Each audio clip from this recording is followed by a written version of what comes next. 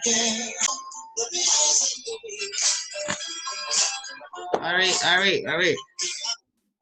It's that time. Thank you all for being on time. We are live on Instagram as well. So if you tell a friend, tell another friend, we are live on Instagram if they can't, because by now I can't send out any more invites. So we're on Instagram.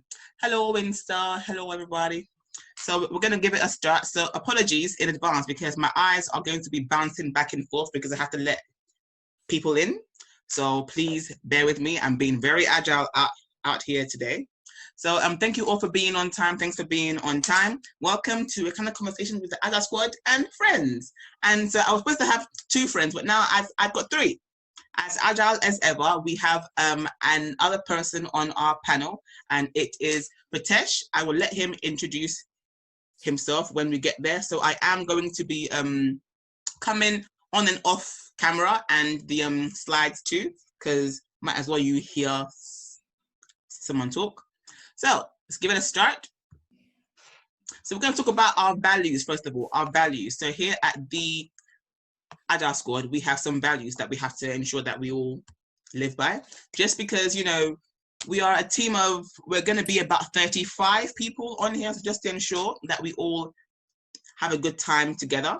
Our first value here at the Agile Squad is respect. Please ensure that you respect each other's opinion in the chat box. The chat box can get lit, so please ensure that you respect each other's opinions and views in the chat box. And same thing goes for my Instagram. Hello, everybody. Thanks for coming. And then we have empathy. Please have empathy. So this topic is about all things PM. We will have people that will have very in-depth knowledge and just want to see from a different points of views, or we will have those that literally have no idea what things mean. Please have a heart, okay?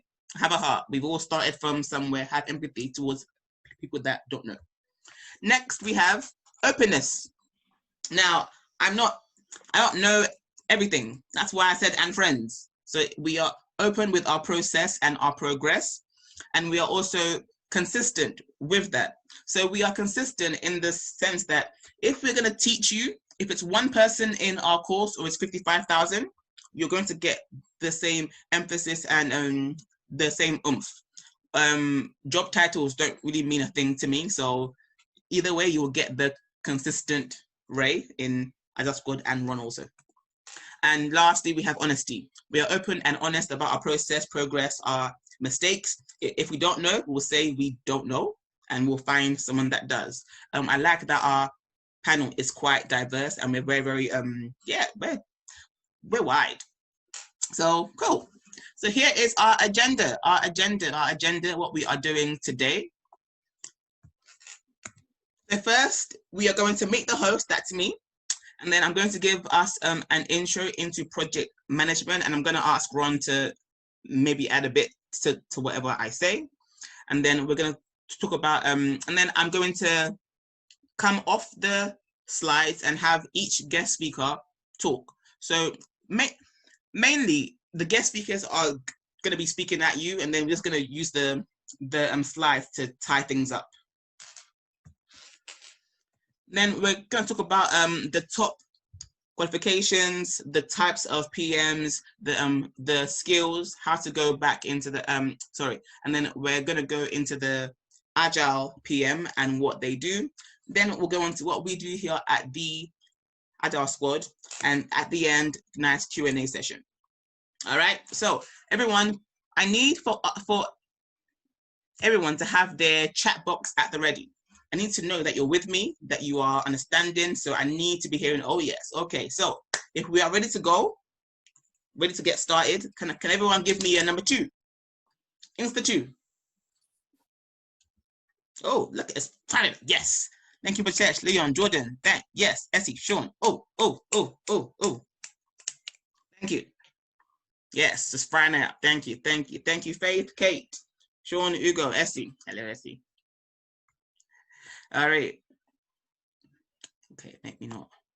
Don't forget people coming in, so I have to look at that. All right. So let's first of all meet the host, me. Hi, I'm Ray Babalola. I am the CEO and I'm lead trainer of the Agile Squad. We are a team of Agile coaches and trainers. We are here to help businesses and individuals reach their idea of success, whatever that may be. So basically, we give courses, we teach courses, we teach Agile PM, Agile Scrum. For now, we're going to add IC, Agile, and BCS and so on and so forth as we grow. So, hey ho. So let's just jump straight into it. I will tell you some more about myself at the end of the next section so that everyone else can talk about themselves too. So let's talk about a brief introduction into project management. So I'm just going to say this. Prince2 and waterfall are two different things. They're not the same method. It's basically the next one. You can't go on to the next one before you've done the previous one. Prince2 is about managing risks and ensuring that things are done in a certain way. Somehow, somewhere, the two lines have become crossed. People call Prince2 waterfall, call it what. Either way, there was a certain way of working. A project is basically, I've got something to do. I've got a start date and an end date, and things have to be done. So I'm gonna go from the background of IT. So IT became commercially used in the 1970s. It was a very new thing, but it was still a project. They had to ask, how do you do stuff from start to finish? And they went to who's been there for a while. Construction, engineering, and they have a very waterfall-y way of doing things, which means you can't go on to the next before you've done this one. For example, a house. Again, you cannot build a roof without a house being there. So that is a waterfall-y way. Something must come before the other. Now, in terms of IT, this wasn't quite working because, as Pritesh is going to tell you, things change. By the time you get to the end, the actual need has changed. So this is how PMs started in the IT sector. So as this wasn't quite working for IT environments, then came something called RAD. So RAD is a way of working that you basically bring in that customer. So that change that you have, let the customer tell us that change. But the problem with RAD is there was so much change that the customer was getting a bunch of useless stuff. So we're giving you what you want, but it's not really what you need. And then comes along Agile. So Agile is incremental. And with Agile, you have two sides to the umbrella. You have the project development section, and you have the product development. So we're going to go down our project list. So we have DSDM, safe, less, and so on and so forth. But these are for your full-scale projects, programs, portfolios. So safe is basically Agile from portfolio to program to project level. Less and ness is scaled Scrum, just Scrum at a DevOps is about getting things from building into using it extremely quickly, but it's from every aspect of the whole company changing to be Agile. And then on the other side of your umbrella, you have the product development. So your product development are things for your BAU. It's a way of working as you are developing what you are building. It's for product development. So you have Scrum, Lean, XP, Six Sigma, and so on and so forth. Thing is that these work well with the big ones. Six Sigma is a lot about quality, improving from what you've done. That works hand in hand. If you have usually if you work in a DevOps environment, you will use some sort of Six Sigma method to work. And just so you know, here at the Agile Squad, we teach Scrum and DSDM.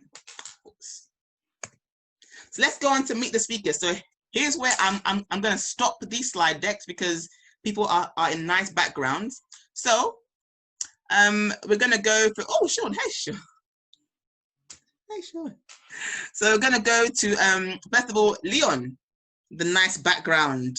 So Leon, please tell us about yourself. So I'm gonna shut up now so I can actually tweet as we're going. So go ahead, Leon. You have 15 minutes. Tell us about yourself. Oh, blimey. That's a lot of time. I haven't done that much in my life, you know. Maximum. All right, cool. My name is Leon Reynolds. I'm, as you probably would have seen from some of the flyers that went out, I run the head of project management in Robert Walters. So I'm responsible for demand all the way through to delivery and post projects, i.e. benefits being tracked, etc., and making sure that we've got the right owners for that. A lot of my job at the moment is really centered around continuous improvement and making sure that the processes are being followed end to end as best as possible. Best practice is something that we try to adhere to, but perfection is not really something that is there. So we're always trying to dig in and work out where we can adapt things and how we can change that around. In terms of me and my background, for context, I've been in and around project management for the past 12 to 13 years. My role has sort of changed from being that tunneled project manager that just wanted to get a delivery through to I'm now looking after a range of project managers and coaching them through to see the ways in which they can adapt to the different types of deliveries that we've got at the moment. In terms of how I fell into what I am doing. How did you start? Yep. Get from the start. Purely an accident. So my background is I was in sales and I then became a financial advisor. Whilst I was doing financial advice, I was doing mortgages and we were heading towards the financial bust. At that point, I had to reevaluate the types of things that I was doing. So that entailed me going back to university. I went and finished my degree. I also did my master's, and at the end of it, wondered, well, what am I going to get into? Because my degree was based in computer science, and I really didn't want to end up being a networker that was sitting under a desk somewhere, not being appreciated by anybody. I also looked into things that, well, what did I really like in my degree and what did I really like across the career that I've had? And it was always being in and around people and actually seeing things through to the end. I like challenges and I like driving, and that's ultimately why I continue doing what I do today. And my first role within the project stratosphere, I suppose, was I started off as an onboarding processor at Marine Software, which was their first foray into Europe and the UK. There's a Silicon Valley company specializing in digital marketing and ultimately parsing data. What happened whilst I was there was I was just doing the back end stuff from an onboarding point of view, and it dawned on them to pull me into a meeting. Obviously, I helped present and I helped stop a few salespeople overselling things that we couldn't deliver. And then ultimately we won certain business and they thought, oh, yes, we can see from his background, he's done X, Y, Z. Let's get him more and more involved in this kind of thing. And a project manager was born. Outside of that, I've done a number of different things. I've owned my own company. I've been a picker and packer. I've been a steward at football games, really done a plethora of many different things, which has ultimately helped me drive into where I am at the moment. And it really does help you from a project management point of view, being able to look at things from all sorts of different angles. Because ultimately you will be tested as a project manager. It's not what it says in the textbook. So that's me in a nutshell, and why I'm here today. I'm very passionate about projects, obviously because from my point of view, everything we do is project based.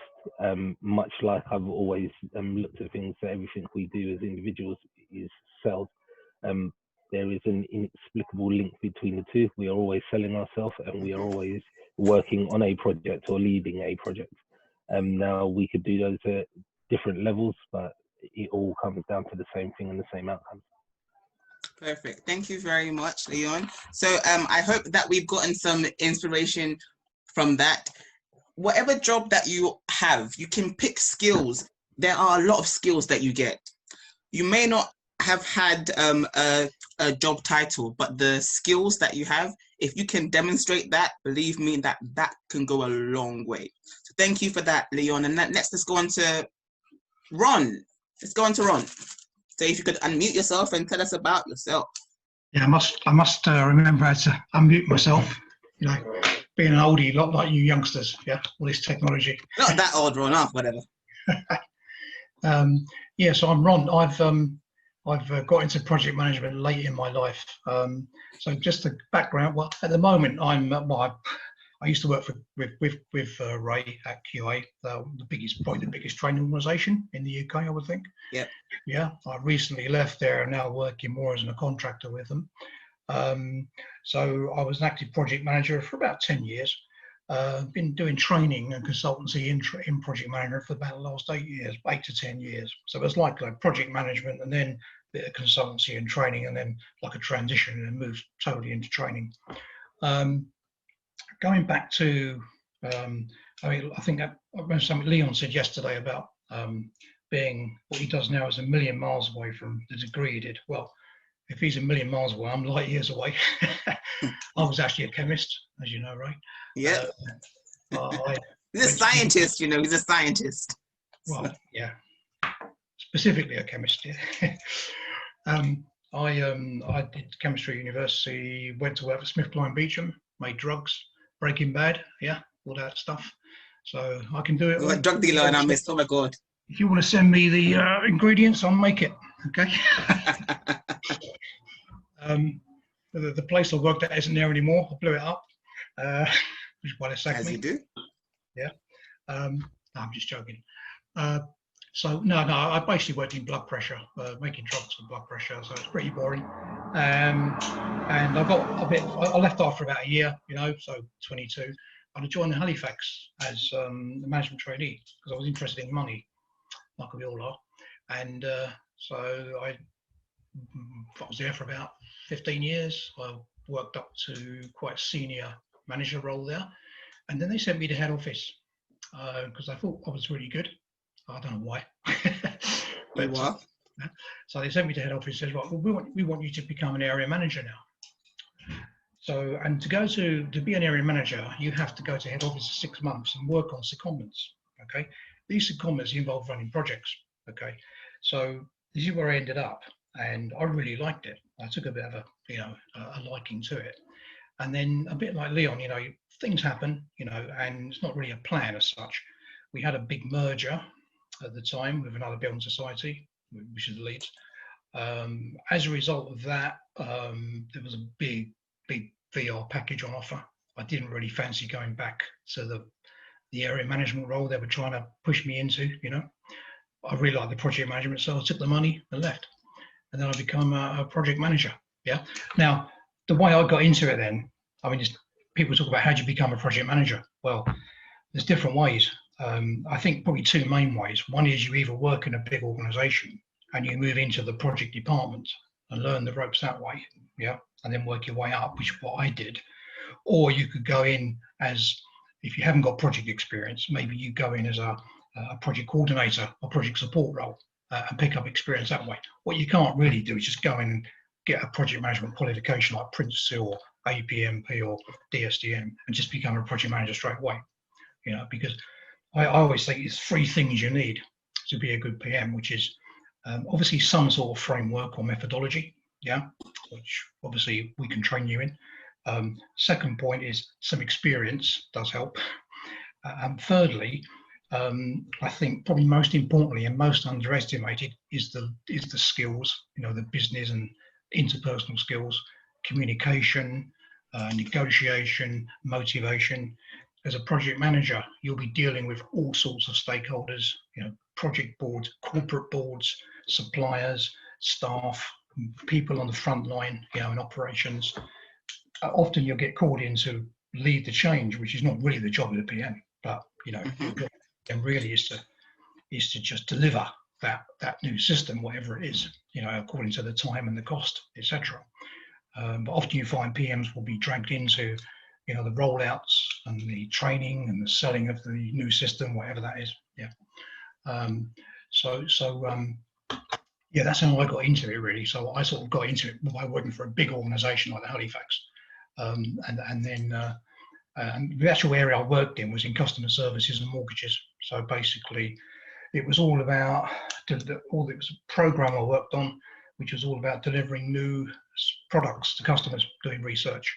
And I don't know what everyone knows in terms of roles, but I was probably more of a business change manager initially. So I was fresh from the field, so to speak, yeah, you know, the customer facing area, brought into head office to then give expertise and feedback on what our customers want, yeah. And then I moved more into the management of the project itself after that.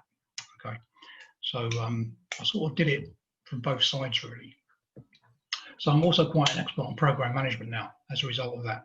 And if anybody wants to talk about the difference of that, we won't go into it now, but you know, what's the program, what's the project, we can talk about that later. I think I'm probably one of them, not being big-headed, but I'm probably one of the few people around that actually has a good knowledge of program management.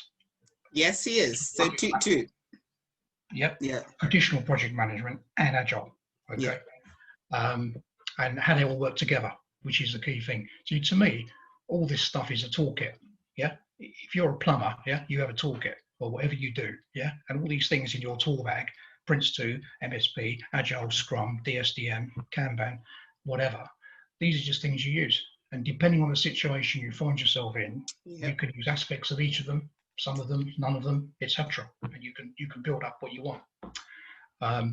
Anyway, going back to what I was doing, how much time have I got left? You got 5 minutes left, so you're right. You're right. So then I took the off from Halifax, and I worked for a company. It was only they've gone now. Okay, they were called Premier. But you know, I'm trying to think. Not CGI, Capita, CGI, these sort of companies, yeah, that do consultancy, outsourcing consultancy. So I worked for one of those, and I was mainly I did a lot of training in Halifax as well. That was another job I did. God, I've done so many things, and because I like training and I like passing skills on to people.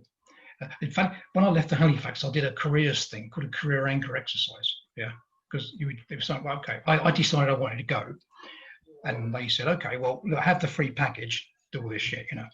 So I did it, and one of the things was career anchorage. One of the things that came out for me was helping people, to be a specialist in some area and helping people. That came out as something that I was like, that identified in me, that's something I wanted to do. So that's where the training came in, really. So that was like I'm on the back burner. And then I went into project management. I worked in the area of learning technology. So all my projects were building learning systems. And I worked for all sorts of people, NHS, Orange, I don't know whether someone's taken over, British Airports Authority, Sage. I can't even remember all of them, so many now. We're going back 10, 20 years.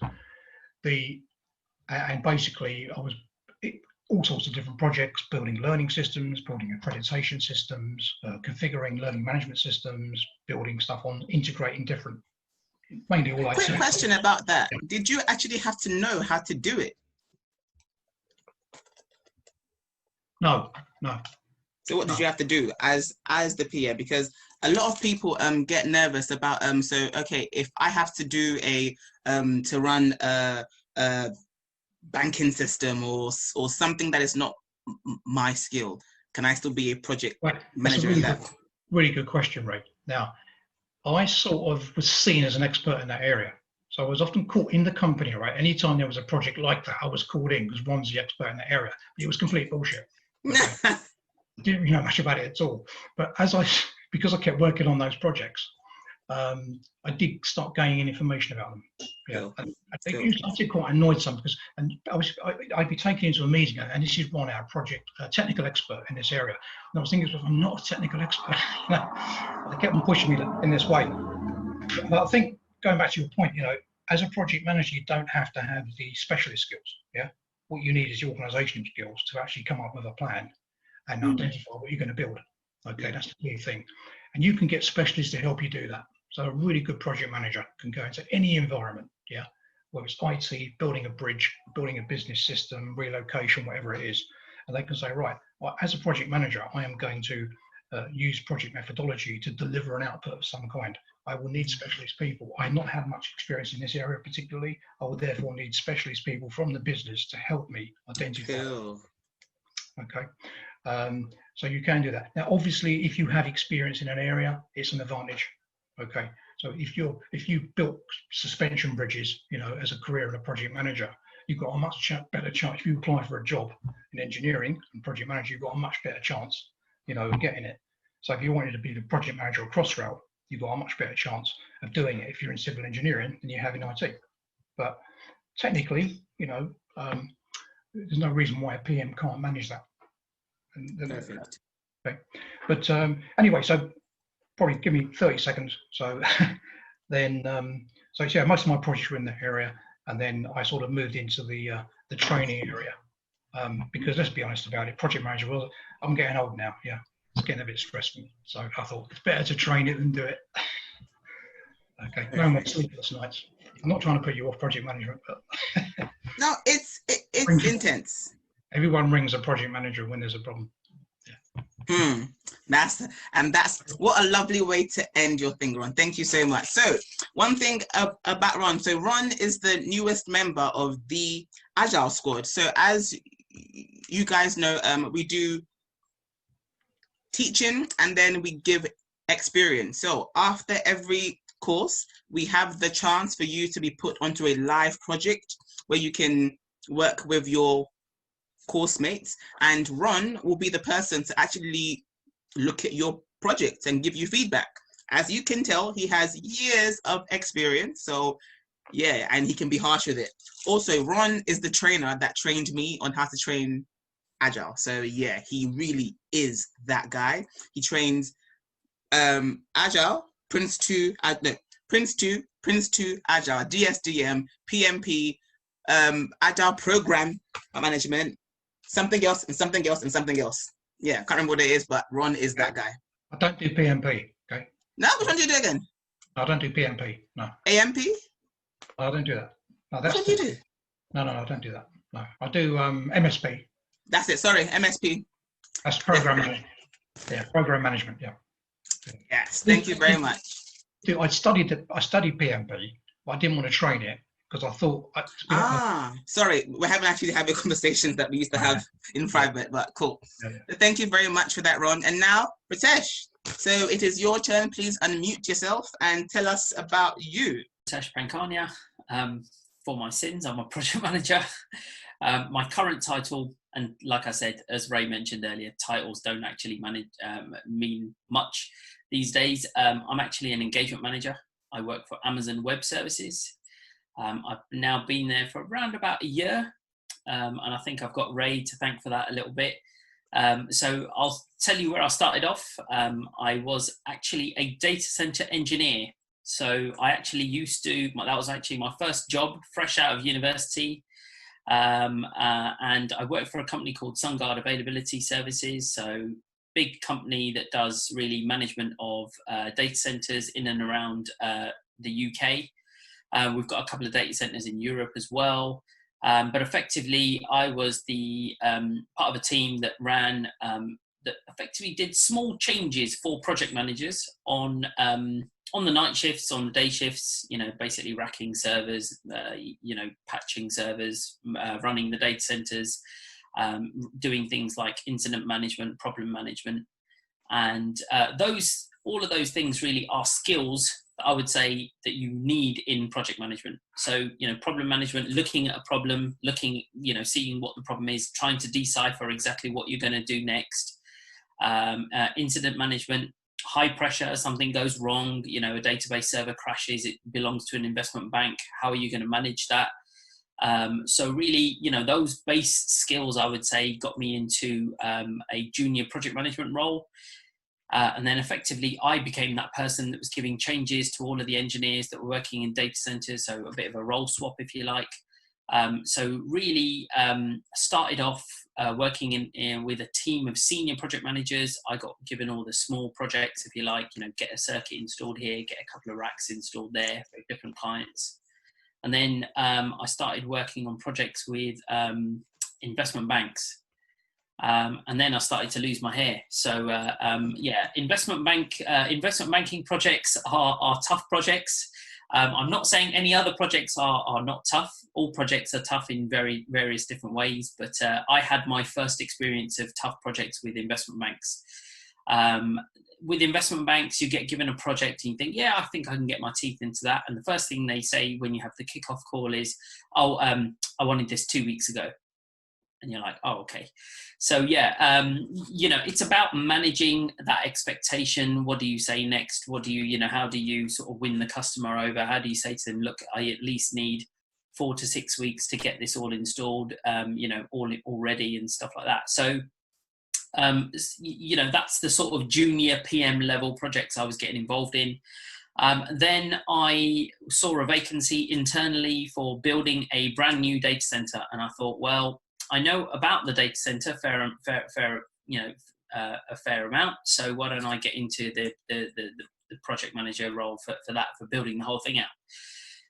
So again, took my first big, really massive project on. I think the project was running for around about 2 years, dealing with, I would say, around about 20 different third parties. Again, a very waterfall-based project, using Prince2, provide them a very big timeline, and the end product or the end delivery of that timeline was a completed data center. So again, a lot of my Prince2 skills there, I think, were sort of tested and things like that. Really, and again, managing stakeholders on one hand, and then managing third parties on the other. Sort of telling me that they can do things, they can't do things, or these things are going to be delayed. So it's all about really how you relay that information, how you digest that information, really, bringing that sort of thing into the fold. After that, I think the data center market, in terms of people buying infrastructure within data centers, sort of started to sort of die down a little bit. So I started to get involved with migration. So again, people were closing their in-house data centers. I was getting their kit from their in-house data centers in and around Europe, UK, and effectively shipping them into our hosted data centers. So I got involved in those projects. Again, I think I then branched out into Europe.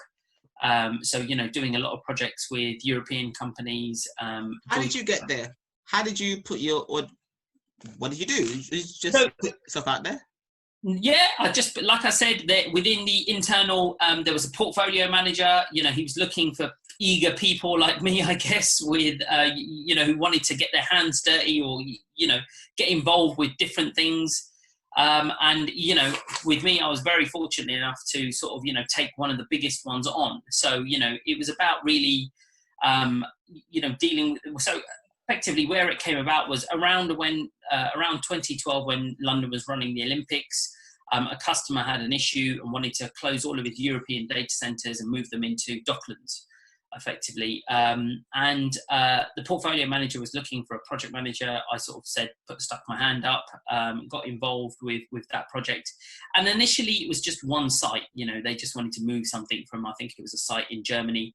And effectively, by sort of really asking these additional questions from this customer and really finding out, I found that from a commercial value, that project went from Germany to Switzerland to France to pretty much every European country where they had a presence. They basically, I helped them migrate it all into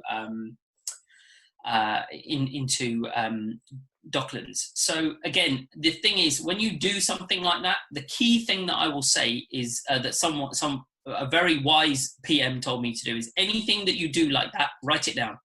Yep. Because if somebody asks you about experience, what have you done?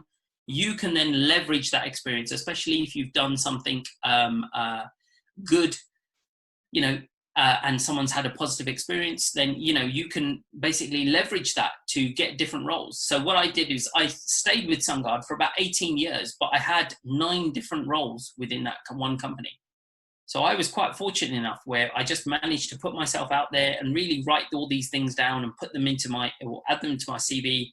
And when someone asked me a question, I was able to leverage my experience to say, look, I did this, I did this, I did this.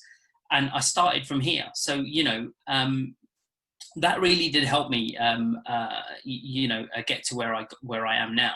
So yeah, that's a really good thing to do, I would suggest. And the other thing is as well is, don't be afraid to make mistakes. Everyone makes mistakes. Just learn from them, is the key thing. I can honestly say, I've done so many projects where I might have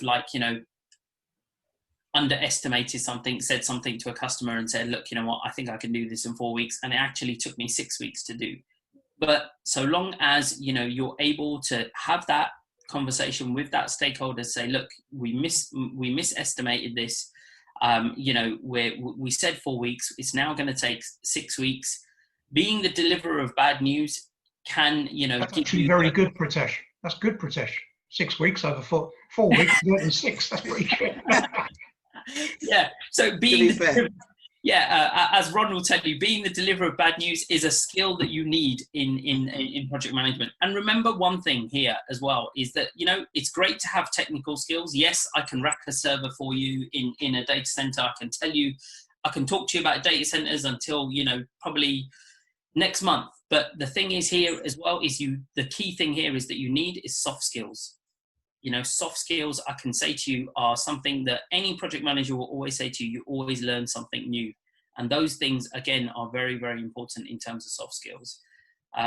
So again, it's about the negotiation piece, about being clear in what you're saying and how you come across, especially to stakeholders. Stakeholders will dig for information. You've got to be very clear and concise, because with a stakeholder, you won't get that much time. You have got a maximum of, say, around about, if they book a meeting with you for half an hour, you've got 20 golden minutes to relay that message, to say, these are the things that we're looking to achieve. These are the things, these are the risks, these are the issues. So again, it's all about that overall project management piece. So yeah, so I carried on at SunGard. And then while I was at SunGard, I was very lucky to get an Agile PM course paid for. So I jumped onto that course, met Ray, and she kind of, I would say, inspired me to look broader, and I discovered Agile. So after discovering Agile, I started to effectively mentor a couple of people at SunGard. They got their Agile Foundation exams, and I think a couple of them have also gone on to getting their Agile Practitioner exam as well, which is really good. But, I've been very fortunate to work with lots of different project managers. I've had the opportunities to learn from lots of well-rounded, aged, project managers. And from that, I find that, now is the right time for me to kind of give back. So what I do is wherever I get the opportunity like this, for example, I'll always happily, share some information, guide people.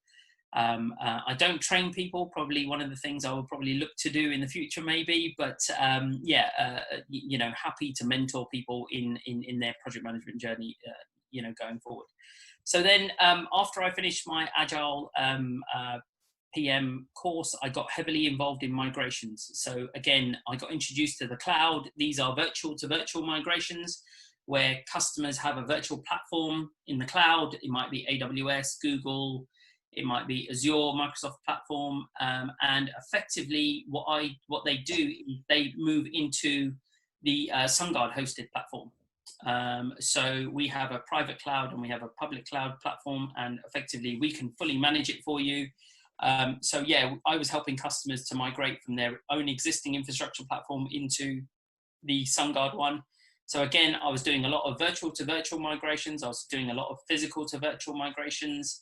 And again, I got myself immersed into a lot of these big programs, programs effectively. So I was working on a big program for an aviation company at the airport. Again, I was leading a number of small projects for those, and they were all related to network transformation, around the majority of Heathrow Airport terminals. I think it was 3, 4, and 3 and 4 majority. So yeah, so really got myself involved with that. Again, you know, this isn't, I mean, I'm not a believer of sitting down at a desk. I was a project, I'm a project manager by nature. So what I do is, you know, I'll go with engineers, carry a switch, you know, go into a server room in the middle of Terminal 3, near the fuel depot, change out the router, you know, help the engineer execute the change, you know, and you know, help with the delivery that way. So yeah, so that was where I was at SunGard. Then I got approached by Amazon Web Services. So Amazon Web Services approached me, and I got. You've got 2 minutes left. I've got 2 minutes left. Right, I got a phone interview at Amazon Web Services. I got the position after a day of interviews by various different people. But effectively, I'm an engagement manager at AWS, which is effectively a project manager. I lead large-scale migrations. I'm working on a migration project for around about £3 million, migrating 4,000 servers from their environment into on-prem into the AWS cloud. Yeah. So yeah, for my sins, I'm working on that at the moment. And again, there's servers and a large number of applications as well. So I'm working on that at the moment. So if you're interested in anything that I do like that, then, you know, just reach out. Please leave your LinkedIn in the chat box. Please do not bombard the man with messages. He works full-time. He has a family. He has a full-time job. He's doing me a favor. Do not disturb my friend, please. Okay, but you can ask him for advice, and if he has time, he'll respond. Please don't bombard him with questions. Okay, so I'm gonna give thank you very much for that. Thank you very much. So I'm gonna give me a very brief intro. So hi, I'm Ray Babalola. My background was okay. I'm gonna just bullet point it and keep it moving. I finished uni in 2011.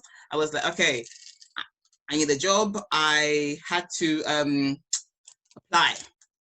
I did mass application, and then I got into data analyst. I became a data analyst. I didn't know that I was good at IT until then. I worked at EDF Energy for a bit, and then I fell into contracting, mainly in the NHS, after which I did some work with the Marines for a bit, and then I just kind of got tired of contracting. Oh wait, hold on.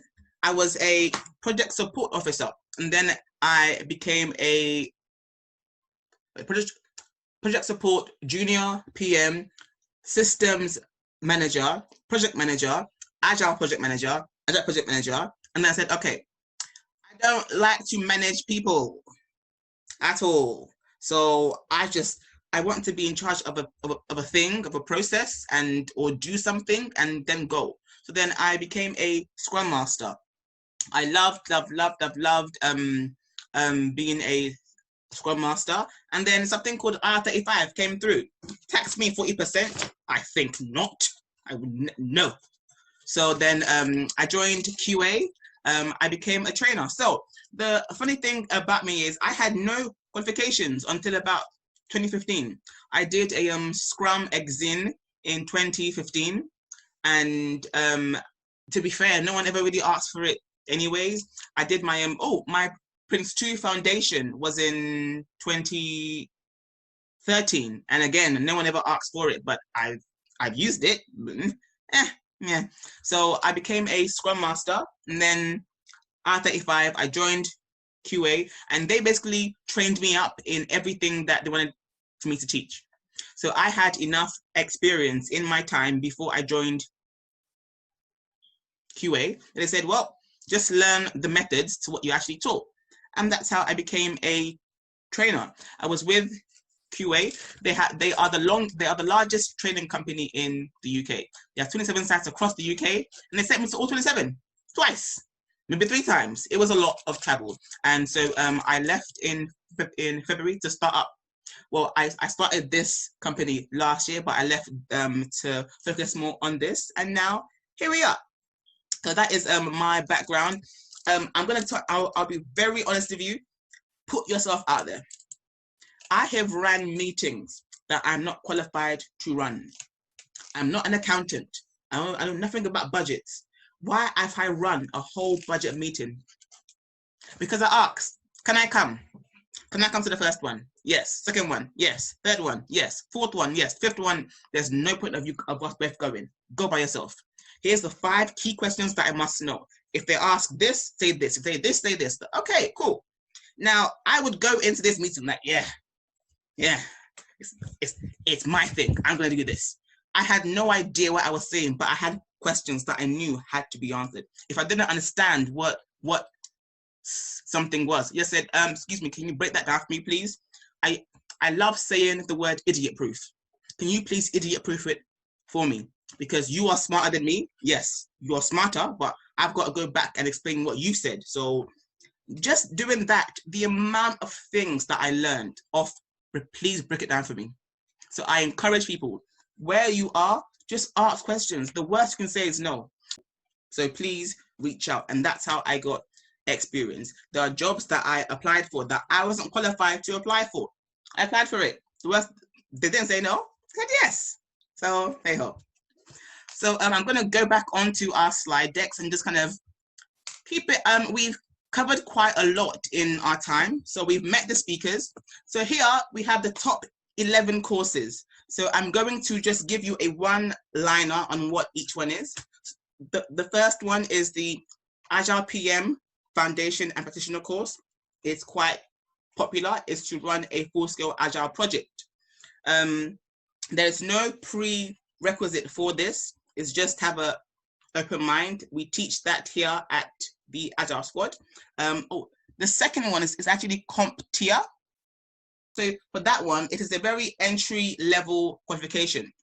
The thing is, Prince2, Agile PM, and so on and so forth is not the only qualifications out there. There are a lot of qualifications that you can use. It's not just those 2. So CompTIA is for new PMs, people that literally have no experience whatsoever. That's for you. And then we have the Certified Scrum Master. For that one, watch the last webinar. It's on YouTube. That's what that one is about. Certified Project Manager, that is your CPM. That one you will need at least 5 years experience to do, because again, once you are a PM, there is levels to it. There is levels to it. Projects can be very simple or they can be very complex. Sometimes they'll call a program a project, but you know, so it can change. And then you have your AMP. So AMP are for PMs who want to upskill. So you must have some sort of degree to get onto that course. And then you have your CAPM. Oh no, sorry. No. And then you've got your PMP. So PMP is a course that was designed from businesses with training companies. So basically, how does this organization expect us to manage projects? Teach that and then come and learn and then come and work. That's it. And then we have MPM, which is an American academy. So if you want to migrate and go over there, if you are a project manager, look at that one. And it's also quite popular in Canada as well. And then you have PPM. So that is professional project management. And it's basically a lot about crisis management. It's how to, crisis management 101. And then we go on to PGMP. So that is for programs. What is a bunch of projects? It's a program, but Ron can tell you more about that. And would you believe, here we go, right at the bottom, Prince2. So this list that is on this screen, I haven't really touched it. Prince2 was the 11th. And this is because Prince2, it is dated. It is a fantastic method. Sometimes you need to use a very structured approach to doing things. Nowadays, as a result of COVID, no, we can't anymore. You cannot give me something and go away for a year and think it's going to be done in a perfect way. You can't work like that anymore. The market, the customer needs things a lot faster. This is why most people that I have trained have a Prince2 qualification already, and it's not that it's not working, but it's not enough in terms to manage a project right now. Maybe 5 years ago it was. I'll push it back and say maybe 2019 it was, but COVID has shown a lot of things aren't working. So yeah, so these are the courses. If you need any more info on them, let me know. And so we go on to the different types of project managers. So I'm going to say that there are different methods that are used. You can be a waterfall project manager. You can be a Prince2 project manager, an Agile PM, a Scrum, Kanban, a Lean project manager. However, the type of person that you are also depends on the type of roles that you do. So I think I'm going to let Leon take this one and explain the different types of project managers. So yeah, this is understanding. Yeah. Tech PM, in what we're seeing here, is not actually technical PM as in somebody that is crazy up to speed with knowledge on particular industry, etc. Tech PM in this instance is more around the fact that this person technically understands every kind of methodology that you could be looking at, and they know the ins and outs of whatever framework they would be doing. So this would generally be somebody that is very process driven. They understand things, they're very logical, and they would methodically move through a framework. But what you have with that is that type of PM ends up being very kind of box orientated. So what happens is that if a problem does arise with a project, that PM is likely to struggle. So what you have is many people will be familiar with the concept of like a service delivery manager. Service delivery manager would probably fit the mold of this type of PM, because ultimately you have a process, you know what needs to be delivered, and ultimately all you'll be doing is escalating when there's a problem, as opposed to thinking outside it and trying to get to a solution. Your expert project manager is more of an adaptive one, in that project manager is the type of project manager that is actually looking for opportunities as well. So for instance, they'll be running a project and they'll always be looking at how can we take advantage of this, how can we exploit this opportunity, and so on. They will also understand they will also understand different methodologies, etc., but they will use that and tailor it to whatever it is that they need to do. From an adventurous one, this is more around risk management. So it will be a project manager that has got a high propensity to, okay, yeah, this is the risk against what I'm trying to deliver, and ultimately we can do it this way. So generally this could be more like what somebody would see as a consultant, when you bring somebody in to effectively be a bull in the china shop to get us through to the end of a delivery because you've had a problematic project, say. And your supportive project manager is more around the 3 Ps. So it's platforms, processes, and people. That's ultimately what we need to make a project happen. And realistically, this type of project manager would be facilitating and ensuring that the environment is right for all 3 of those Ps to make that happen. Now, from an Agile PM world and the type of stuff that you do, Ray, that clearly segues into nicely the servant leadership type of role that you would be looking at from a Scrum Master, etc. But it's the same type of thing that you could be doing from an Agile PM point of view as well. Perfect. Thank you very much, Leon. So basically, we have to think about, okay, I speak to people and it's kind of weird what we all aspire to be. You know, you are your own version of yourself, but I speak to people, and let's say you're a very quiet person. You don't like confrontation, and you come to me and you say, okay, I want to apply for this job, but it's somewhere that you've worked at before, and you're saying, but it's a boys club, or it's like this and like that. And let's think about our personalities in regards to the jobs that we are applying for.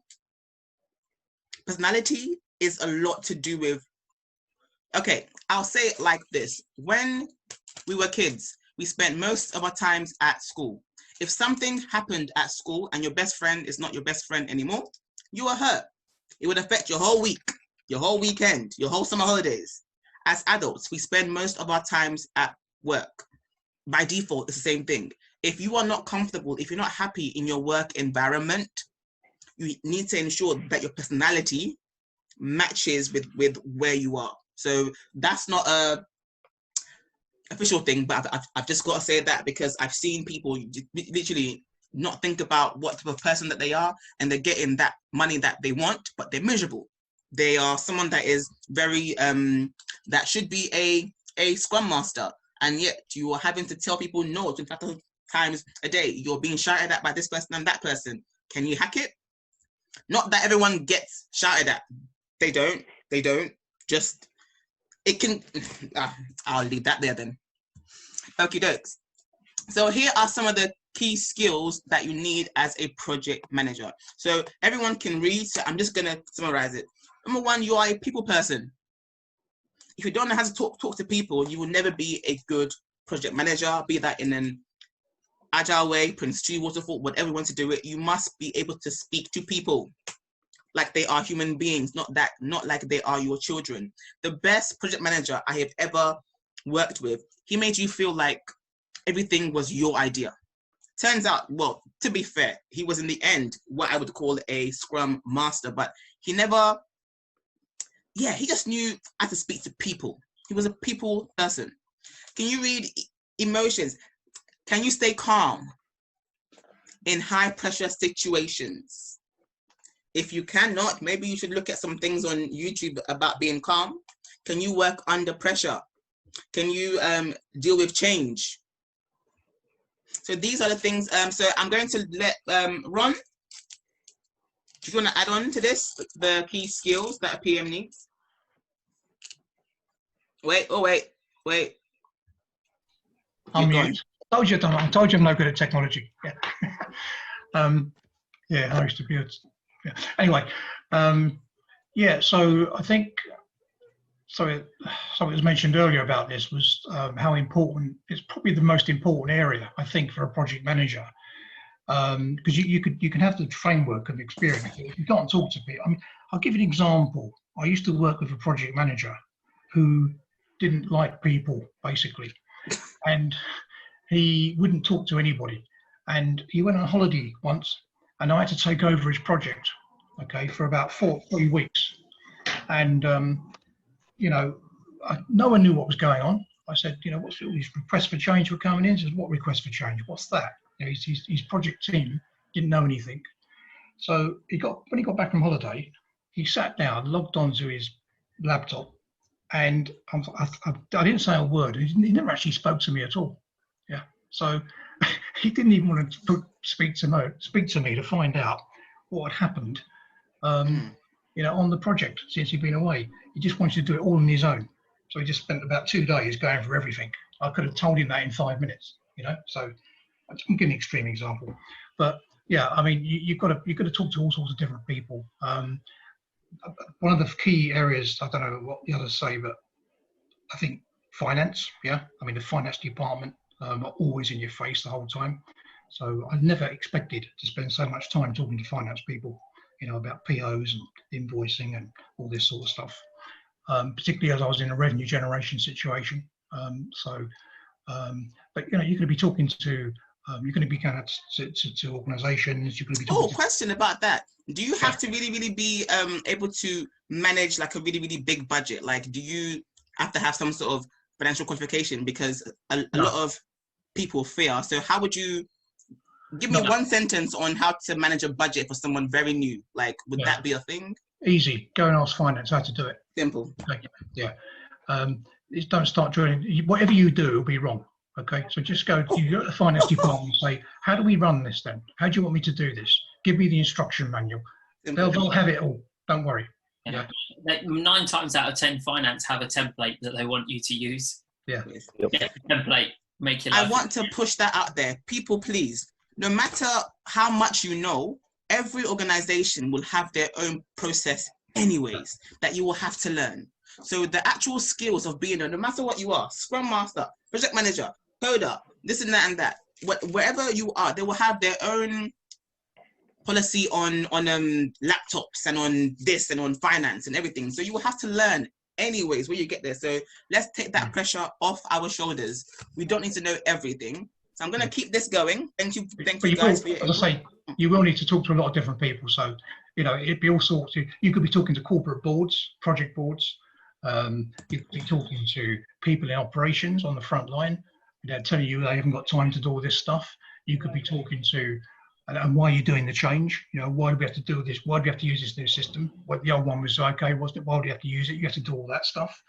You've got to talk to suppliers. You've got to negotiate sometimes. So you say, okay, how much is it to build this? And they'll say, oh, that's £100,000. So what do you do? Say, okay, and put that to the board, or do you negotiate? So, well, last year when you charged us 50 grand, yeah. So you could end up in negotiation as well. It's a lot of different skills you need, Perfect. Thank you very much. To keep this going, we're going to talk about the Agile Project Manager. So obviously, the market is going more agile. Oh, I'm going to be putting up the webinar that we did of the Agile environment, and there was a lady, Vanessa Akos. She's a project management consultant. She works with the UN and all sorts. And she basically said, right now in the market, when people are asking for PMs, they're asking, do they understand Agile? Can they work Agile? Because it needs to be faster. So what is an Agile PM? You can read yourself. Oh, sorry, we got someone on Zoom. We are on live, so I have to read that for them. So a project manager in an Agile environment manages all areas of the project from scope, cost, time to overall quality. They liaise with customer stakeholders and other managers, and they are responsible for motivating the team to remain focused. An Agile PM deals with any team members' frustration that may impede performance. They are also responsible for the process of delegating tasks to individual team member in order to balance the workload for each project. Please note it says they are responsible for the process. The PMs don't do the work. You manage the work. So therefore, you shouldn't be getting involved in the detail of the work. That's basically what we're saying. Long and short of it. You are there to ensure that risks are looked at. Budget, technical know-how. What are your actual standards and so on and so forth? That's what you're there for. And you leave them to it. That's what an Agile PM is. So it's a mindset shift, because a lot of your job is going to be what Peter says, trying to convince other people of how you are working, trying to convince them to work in this Agile way. You are pushing this Agile mindset. So that is what you'll face if you go into any Agile environment. Oh, so how Agile helps organizations. So again, you can all read, but here are some reasons as to why a lot of companies are going down the Agile route. So let's start from the bottom up. Reduce project costs. Agile contracts are done in a different way. If you cannot work in the Agile way, if you cannot start with that contract, then it will fail very quickly. But again, we'll talk about that more in detail on my course, or if you ask for assistance afterwards. It reduces risks. So Agile is about working iteratively. You work in time boxes. If something fails at the end of this time box, then it must have failed in this time box. So whereas before, you would plan for a very long time and then give us something at the end, we actually have like probably 4 or 5 deployment dates.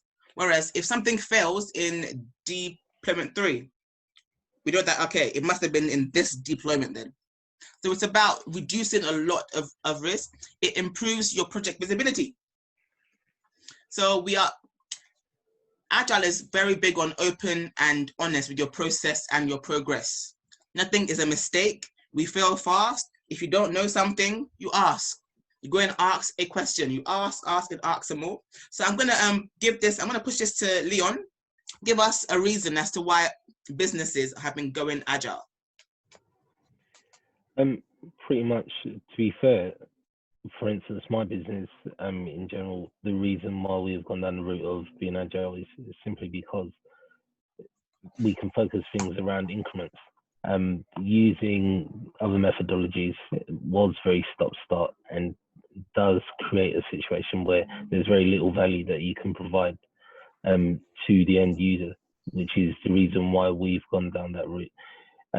Additionally, using agile means that there is a scenario where you can create an environment that people are happy to thrive within. So many of my project managers at the moment, they live in a world that is completely different from what it was, say, a year and a half ago, where we were doing things very draconiously, say, because business is blue collar, so therefore wants to see things in the Prince2 waterfall way. Whereas the environment that you really need to set is that, yes, we can fail fast, we can fail forward, and yes, what we do from there is effectively say, okay, this has happened, how do we move, how do we change that? So going agile means we're more about solutions than we are just identifying problems. A lot of times with waterfall and Prince2, what happens is you die by documentation. Things get created at the beginning of things, and they don't really get go after. You're not in your head. Yeah, no. It's essentially what you have with moving to a more agile world is that there is more engagement, and from that you get all sorts of benefits. Whereas sometimes with waterfall, what you have is people hide behind processes. There is no hiding place with this. And ultimately, to be fair, if you were a good project manager before the agile badge, say, you would have been doing things in an adaptive way anyway, which would have meant that you was keeping things engaged. However, being agile and what it's done to the industry in general at the moment means that it's at the forefront of people's minds. So they are realizing that, the softer things are useful in making sure that we get delivery, because if we have a happy workforce, then the happy workforce delivers for us. Whereas, like I said before, it was very draconian. Perfect. Thank you. Pritesh, you want to add? Sorry, Pritesh, after you. Oh, yeah, sorry. So I was going to say, so if you take Amazon, for example, when I'm doing a lot of projects, the first question a customer will ask me is, how does Amazon do it so quickly? And the answer to that is agile. We do fail fast. And one of the reasons why Amazon is so big on agile and also big on scaled agile, so safe as well, is all about delivering value to the customer quickly. So many times when you've run, for example, a waterfall project, the customer only really gets to experience the business value right at the end. And that might be, a year or two down the line.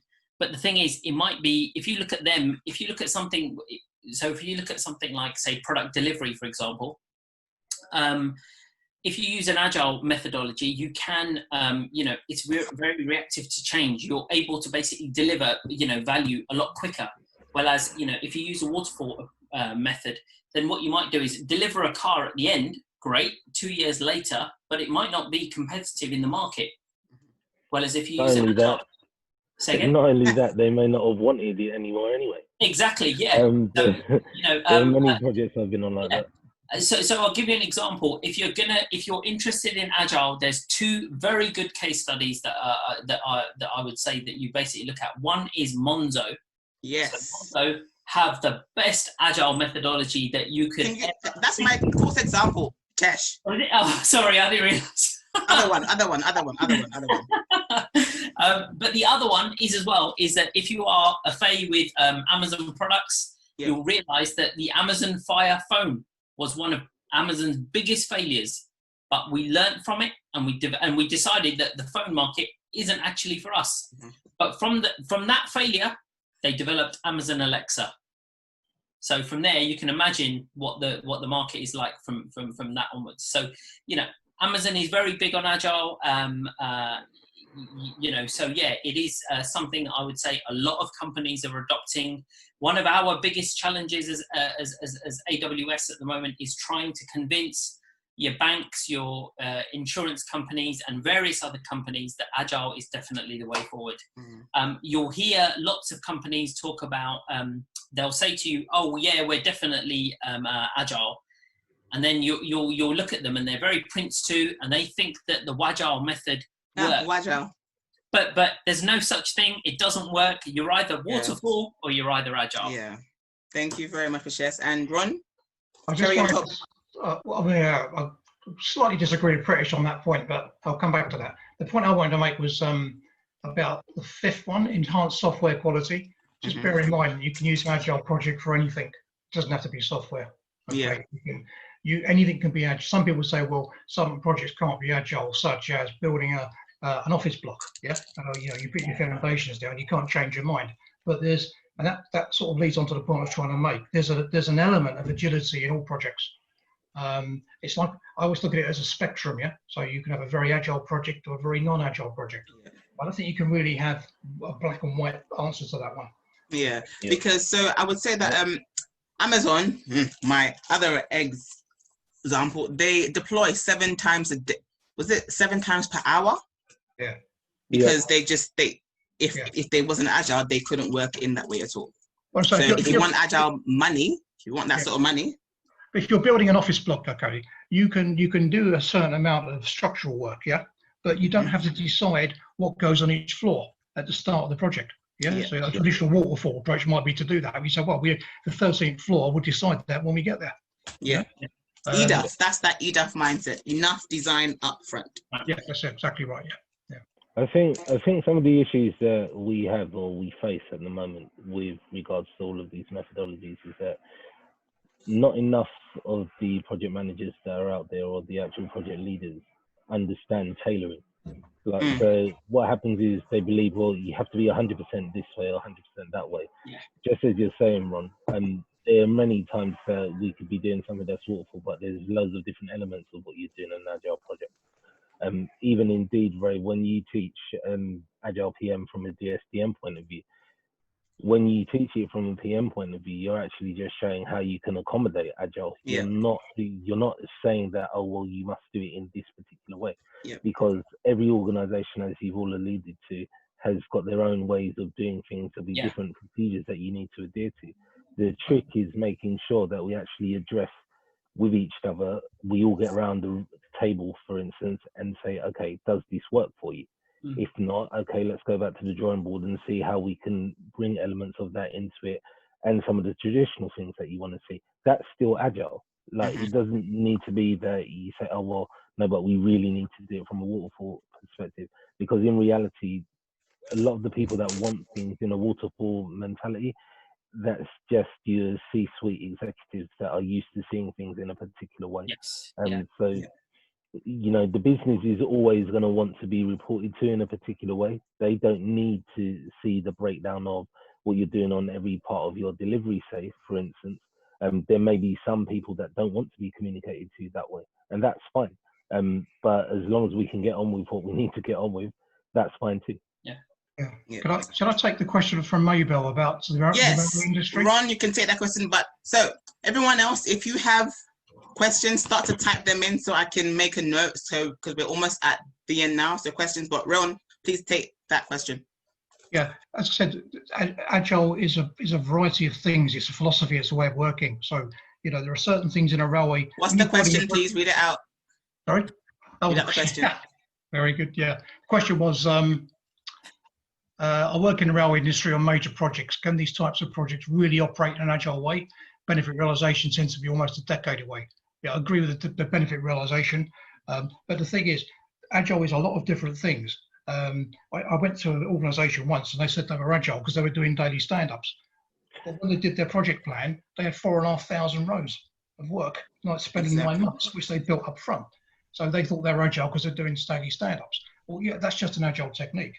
But getting back to the railway thing, I mean, if you take Crossrail, yeah, this is an agile project, believe it was a program, but believe it or not, because what they're doing is they're opening the plan was to open a certain number of stations on the line, yeah, to get the trains running initially on those stations and then get feedback from it on the next increment. So an incremental approach is an agile way of doing things. Okay, so you know, although a railway line is perhaps not as agile as a business system, yeah, built on a piece of software, because there's a lot of hardware infrastructure, you can still have elements of agile in it. Okay, and of course, no one says that benefits have to be realised early. They just say that they have to be realised. Okay? Yeah. So on my course, I do go into that. Be it 10 years, it's going to take 10 years. Either way, if it's taken that long for us to realise that there was a point to it, then we know that there was a point to it. At least we won't, if there wasn't, we won't do it again next time. All right, so I'm going to keep this slide deck going. Please keep the questions coming. Please keep them coming so I can answer that. Well, so that we can answer it at the end. So, and then we have this conversation. So what is the difference between Prince2 and Agile PM? So I was going to change this statement, but then I was like, actually, no, I won't. I'll let Ron hack it apart. But so basically, Prince2 v Agile. My long and short of it is, all right, everyone that I've trained has a Prince2. Why is that? I'm just going to just leave that there. Ron, go ahead. Okay, there's a difference between Agile PM and Prince2. Mm-hmm. Yeah. Oh, it's a good, interesting. Yeah, okay, you have 2 minutes, Ron. 2 minutes. Make it short. Make it short. I wouldn't say Prince2 is outdated. Okay. Mm-hmm. I think what Leon said earlier, you have to tailor these things. Okay. If you take Prince2 out of the book, yeah, probably it is. But Prince2 says you've got to tailor it. So what you'll do is you'll look at Prince2 and say, how can I make it agile? But Prince1, if there used to be called Prince, that is definitely outdated. But Prince2 is actually Prince2 2009, which was produced obviously in 2009, was actually written with agile consultants. So we've got a thing called Prince2 Agile now, which is very similar to Agile PM. Okay, but basically, in a nutshell, Prince2 and Agile PM are both complete project frameworks. Yeah, they give you a complete life cycle, documentation, products like business case plans. Yeah, they give you the whole package. Yeah, to run a project from start to end. Okay, from a feasibility mandate stage right away up to the closure of the project. 1 minute left. Benefits realization. Okay, so they're very similar. And what Prince2 Agile's done is it's taken, basically, nicked a lot of stuff from Agile PM. So people have said Prince2 is very agile, but people don't realize it. So yeah. Let's do another one called Prince2. Oh, can I just say that? Wait, Prince2 has something built in called your go, no go. You're not supposed to go on to the next stage if the last one didn't work out. Yeah. There's built-in review points, but we just it hasn't been done. Well, it doesn't get done. So that is a main difference in the two. So again, I'll say this: everyone that I've trained has a Prince2, and in the market, Leon works in recruitment. Let's go, Leon. Can I just say something here though? Has anybody actually used Prince2 in their organisations? Done. Because if you do and you don't like it, or you think you want to be agile, you don't have to stop using it. Okay. Yeah, what you can do is make it agile. Marry the two. There's a lot of mapping from. So on our course, I do map a lot of that. So to the stages, the roles, your SMEs, and so on and so forth. There is someone like that in your agile project. Leon, stop it off. No. I agree with everything that has been said. I'm very aligned with where Ron's coming from. You also know that I have mapped in my organisation what they would do in Prince2 wise against what we can do in a more agile framework, etc. But one of the things I suppose to get across to people is that when we think about an agile PM, etc., like we really do need to focus on the mindset, the agile mindset, and that's the area that's going to help to push through what it is that you're trying to do. So you have to think of it that you've got those principles, then you're learning some behaviors, and then you start having habits, and that's really where we are with it. So like Ron said, you can with Prince2 adapt different parts of it. So for instance, even when I'm having my PMs run things in an agile manner, they still have stage gated processes. Those may be heavy on the front end of things, because by the time you get into the build stage, etc., you don't need to have, say, a stage gate 3 or 4, because you're doing that on a time boxly basis. So, and again, like I say, it's just about tailoring things and tinkering so that it works for your organization. Perfect. Thank you very much. So keep those questions coming. And so here is what we do here at the Agile Squad. So we offer Agile PM, Agile Scrum, and Agile coaching services. So the Agile PM is a 2-day course. So it is at 295. And what you get is a 2-day course with myself. And then afterwards, you are put on a 3 to 6 week project, and you'll be working with Ron. You will have him twice a week for an hour or 2, and he will give you feedback on your projects. So I work with them so I, as in Ray, just outside of my company, I work as a consultant for 3 companies. They are in agriculture, tech, and then fashion. I now have a bunch of their work that I do for them. So a bunch of their projects that I help with. So I have live projects for people to work on. If you do not want the live project experience, that's totally fine. The price is then $195. And then we do our Scrum training. That is a 1-day course. And that one, you have to be put onto a sprint. That is non-negotiable. And that is at 245.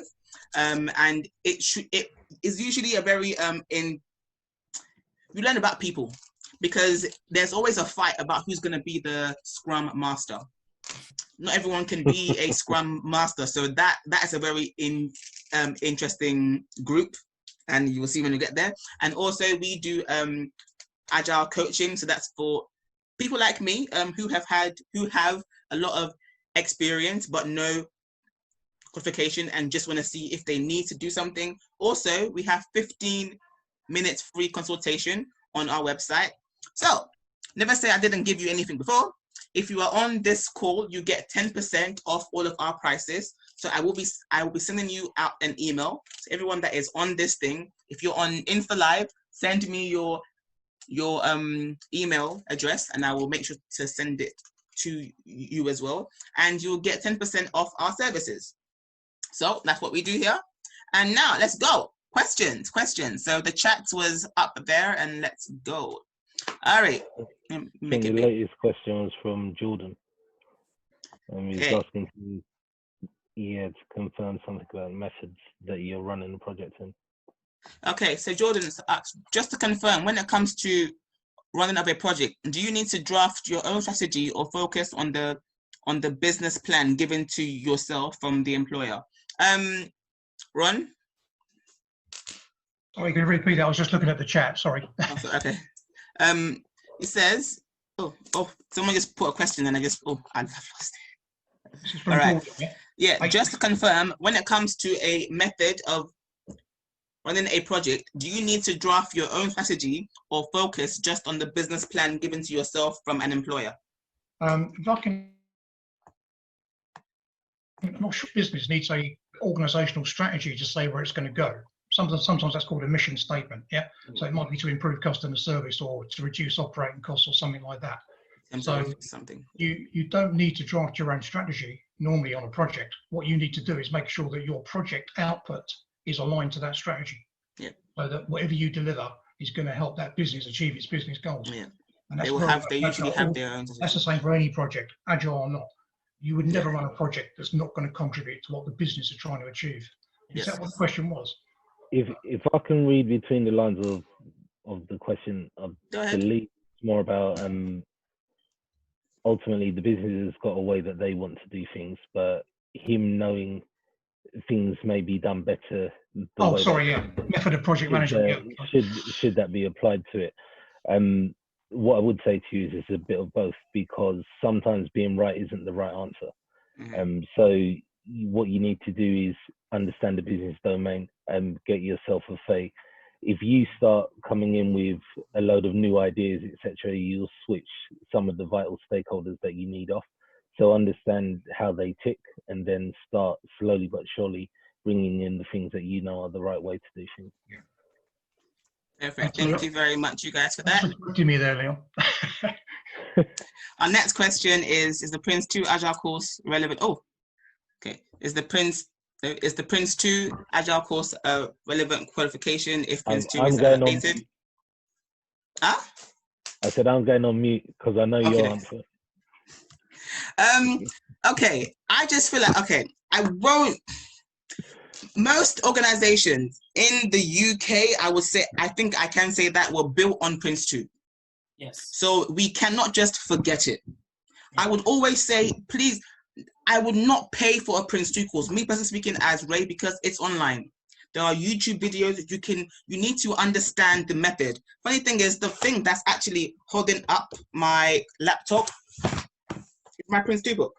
Like, I use it if I get stuck. I actually, no. I use it like I need it. Sometimes if I get stuck, like if I need to think about something about stakeholders, my DSTM book hasn't got that. The Prince2 book does.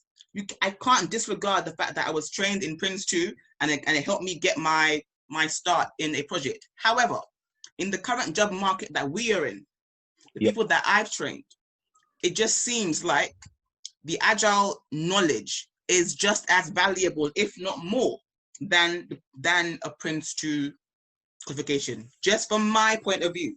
But that's not to say that you don't need it at all. So I am quite wary of time. I'm going to keep that going. I hope that answers your question. We have I'm a DSDM and Scrum Master qualified, yet I'm finding it hard to get a job in the Agile environment. Would you recommend interacting or to gain more experience? If so, I would say you have to put yourself out there. Honestly, you do. You have to find your own experience. Like I said, just, can I come? Can I do this? How do you do this? Ask people questions. Leon, how did you go on about that? Like, if you just had to, how'd you go on about that? Funnily enough, I was just about to say to him, get in touch, because there's probably something that I can sort out for him where I'm at the moment, because I am looking for a couple of Scrum Masters. Look at that. That said, you do, I can't reiterate more what you're saying. You do just need to put yourself out there, try to shadow people, etc.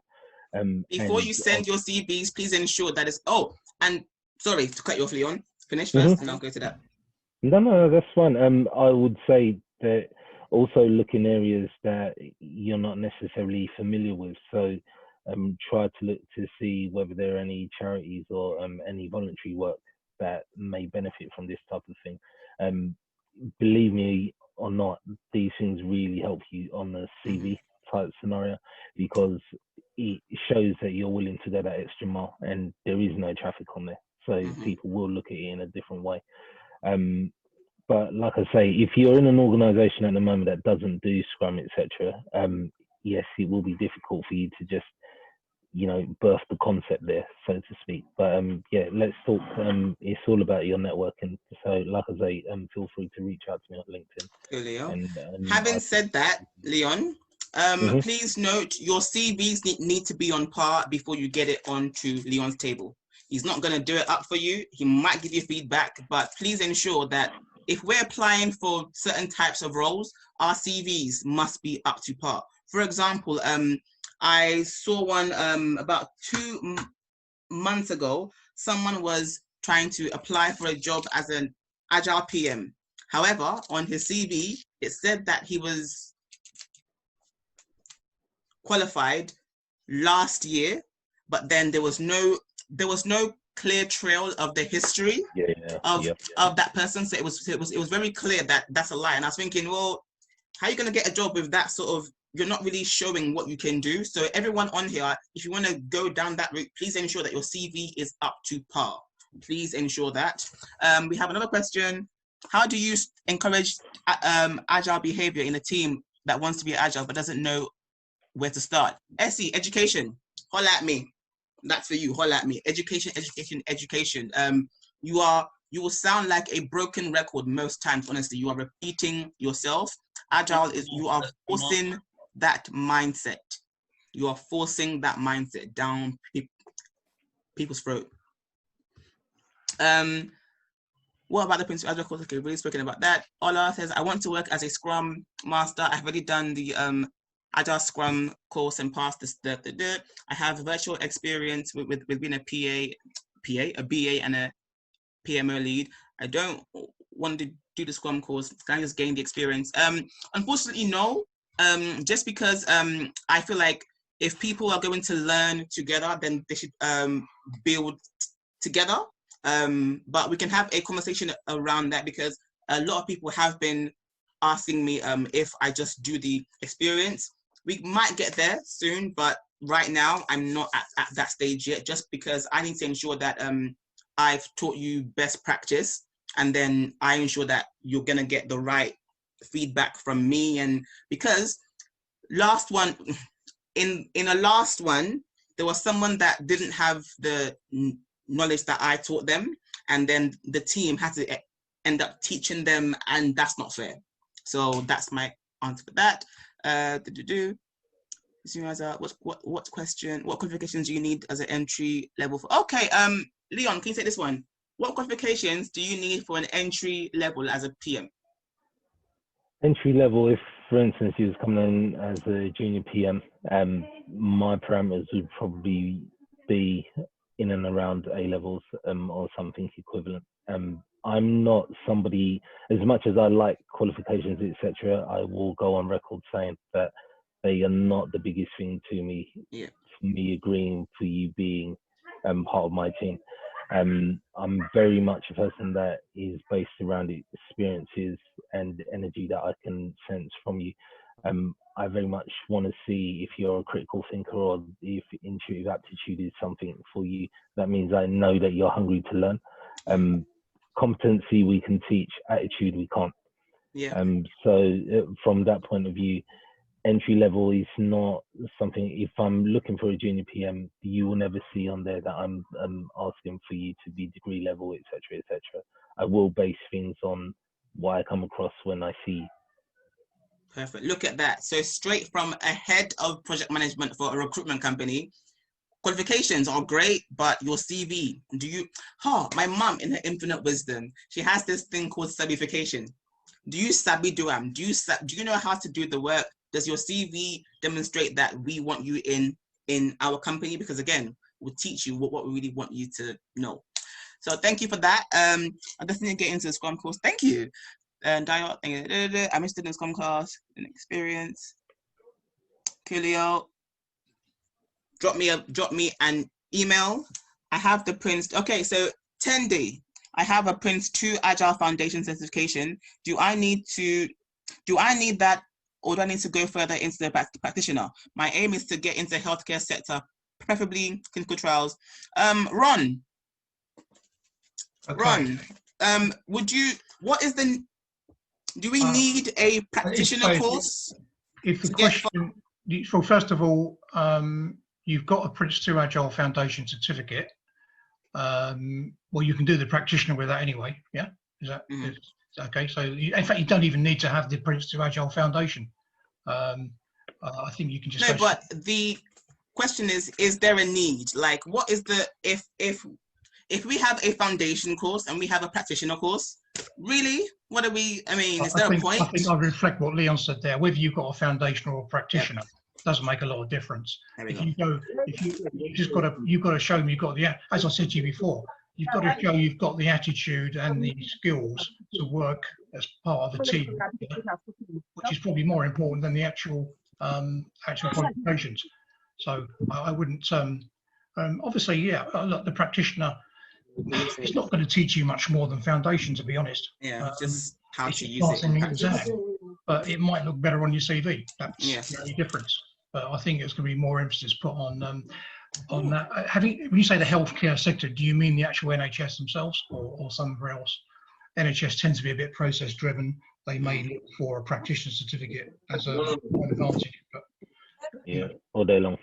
Yeah, NHS they like the hope, but that's a different story. Oh, which brings me on to our next topic, or the last one rather. Our next webinar is Let's Talk Agile. So it's going to be me and Ron sitting here answering your questions about Agile to the best of our knowledge, basically. So it's going to be a very informal format like this. Send in your questions beforehand so that if you don't know, then you know.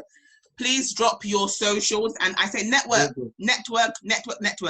Please look for Leon on LinkedIn. He is the head of recruitment. Please note that he is always looking for people, and he's more than willing to help out to help people get in the door. Please do not bombard my friend. Please, he has a family, he has a job, the kids are on holiday. Do not bombard him, please.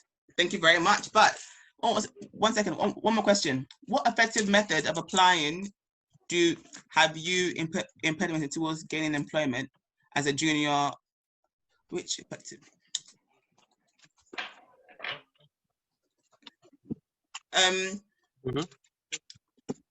Ooh. All of the above. Jordan. Yeah, I would say network. Where are you going? You know, yeah. Oh my God, Pritesh, I didn't even see you. I thought you've gone because your face is not. Sorry. No. I would just say, yeah, to reach out. I mean, AWS does have internships, does have junior level roles. So, you know, look out on the AWS website. If you're a graduate or if you're anything like that, they do various different recruiting things. So, you know, you can apply there as well. Perfect.